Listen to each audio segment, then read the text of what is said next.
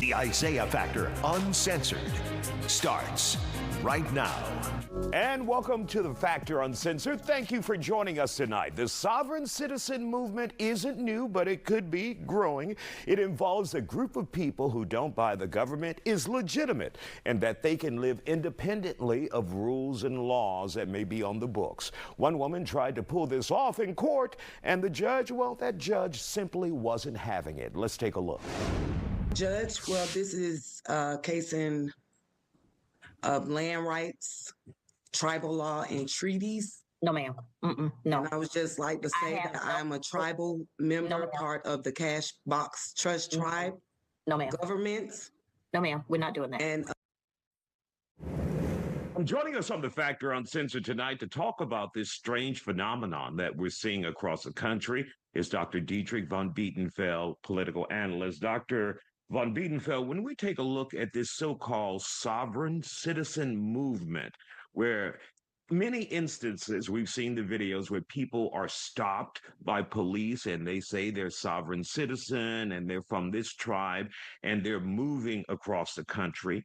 Also incidents where individuals have faced eviction from their home or property that they are renting, and they say they don't recognize the justice of the peace or the court that's trying to put them out, but it seems to never quite work. So what is this sovereign citizen movement we're seeing that many people are buying into, or is it legitimate? It's not legitimate and it's not new.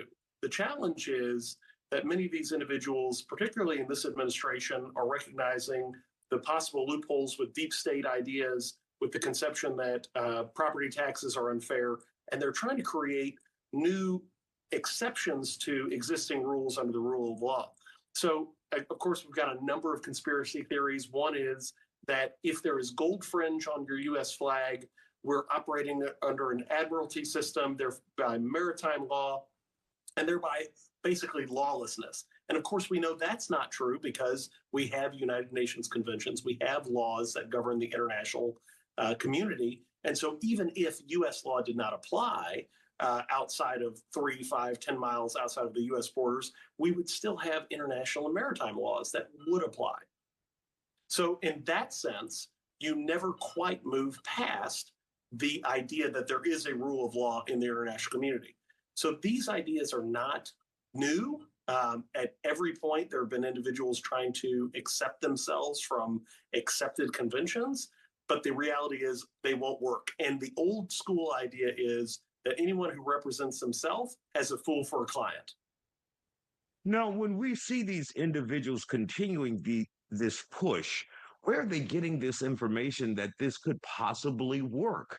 Like I said, we've seen people pulled over in cars facing eviction, and they say they're sovereign citizens, and they believe it. They truly believe it. Well, back in the day, we had the Anarchist Cookbook and some other sort of popularly disseminated texts. In this case, we have certain things that are available free on the internet. We've now realized that you don't have to sell something necessarily to monetize it. So the number of hits that you get on your Instagram page could be enough, or your YouTube or other social media could be enough to subsidize your lifestyle. So in this sense, we don't even have to have individuals with a legal background or with any credibility or a proven success rate to actually market these ideas. But because they're able to get this traction, particularly from individuals who simply don't like something, so then trying to find a legitimate reason to circumvent, again, generally agreed upon rules of law, what you experience is people who are capitalizing on this the same way that you might have with scammers on the internet or phone scammers, the grandmother who thinks that their grandchild is in jail, the individual who is trying to click on an extended warranty link from a .ze as opposed to a .org or .com website. All of these individuals are now victim to this idea that because it's on the internet, it must be true. And so you have people who are susceptible to this idea that because they don't like something, there's probably some root cause. Where there's smoke, there's fire. But the reality is there is no smoke and there is no fire except for that which is created to, again, capitalize on people's lack of understanding of the law. And it's very convenient in these times because there is a recurring mistrust of government, and we've reinforced this idea, particularly in this administration, where we have this recurring Epstein list discussion, where we have this recurring deep state discussion. The underlying idea is that your government is out to get you. There are individuals with authority, and we've seen this with posse comitatus ideas. We've seen this with the sheriffs. That's the only legitimate law of the land. So again, with the gold fringe on the flag, or sheriffs as the only legitimate legal authority, all of these have been disproven, and these individuals end up in jail. Sometimes not for as long as they otherwise would, because of the sympathy or sort of leniency of courts who say, boy, you were duped, and we're going to let this slide, in a sense of making you pay the fines or evicting you from this house, but not making you susceptible to those general civil or criminal penalties that you might otherwise have been sort of liable for, based on the idea that, well, you just didn't know any better. Don't go anywhere. We'll continue this discussion after the break. And welcome back to The Factor Uncensored. We continue our conversation on the movement of sovereign citizens here in the United States. Could it be influenced by our current administration? Many are saying it possibly could. Let's get back to it.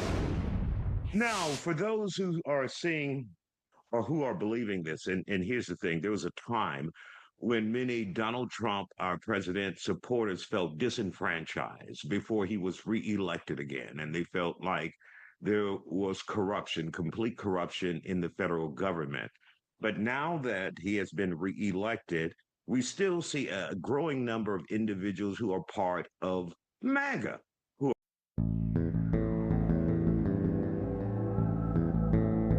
What is their justification if they have their candidate, their president of choice in the White House, but they still just don't believe that this is a legitimate government? Well, this is moving a little bit outside of the legal sphere or in political analyst sphere into the sociological and psychological sphere of understanding, because at the end of the day, Wait a minute, doctor. Even but I think you can handle this too.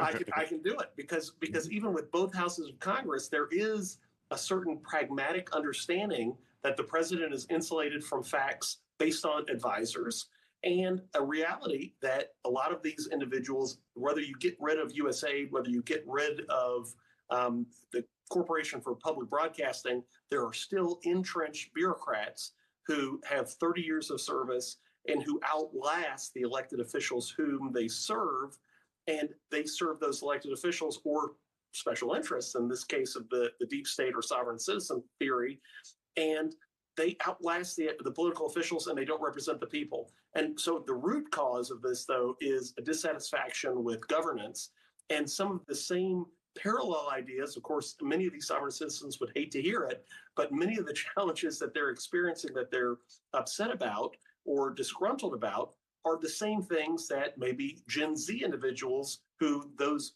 sovereign citizens would label communists or socialists, those are the same or parallel themes that are sort of inflaming this idea of some broader idea of conspiracy. And we know, if you've worked in government, you know that it can't possibly be as nefarious as individuals like, because we're just not that efficient.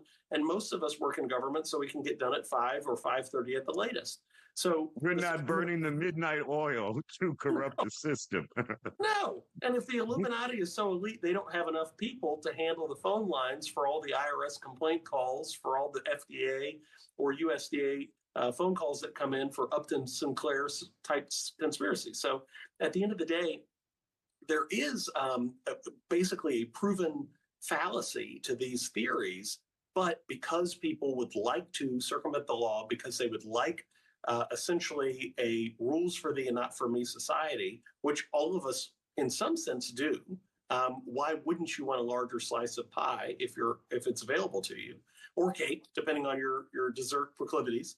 And, you know, at the end of the day, we recognize the underlying psychological theory, but there's a disconnect between facts, data, historic understanding, and precedent.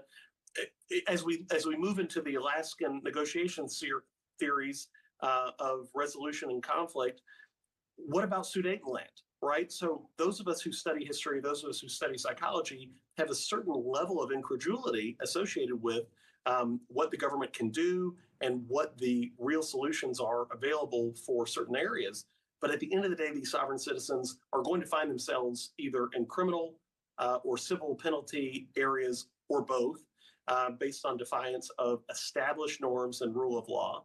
And the further aspect of it is it really tears at the fabric of our unification, because we agree to rules on the road. Whether you agree that the constable or the city police have authority comparable to a sheriff's department is irrelevant to the idea that we have prescribed norms to allow us as a society to interact in a civil fashion. So the sovereign citizens create sometimes problems, whether it be looking in police cars late at night, and then when police officers ask for the safety of their officers, what are you doing? I don't have to identify myself. Well, that may be true in certain contexts, but now you're exhibiting suspicious behavior. So the materials that you've been given are not only incorrect legally, but now they've placed you in a predicament where you are going to be exposed to criminal liability, or prospective even civil liability, for any harms that you do because you thought that you were, as Steven Seagal would say, above the law.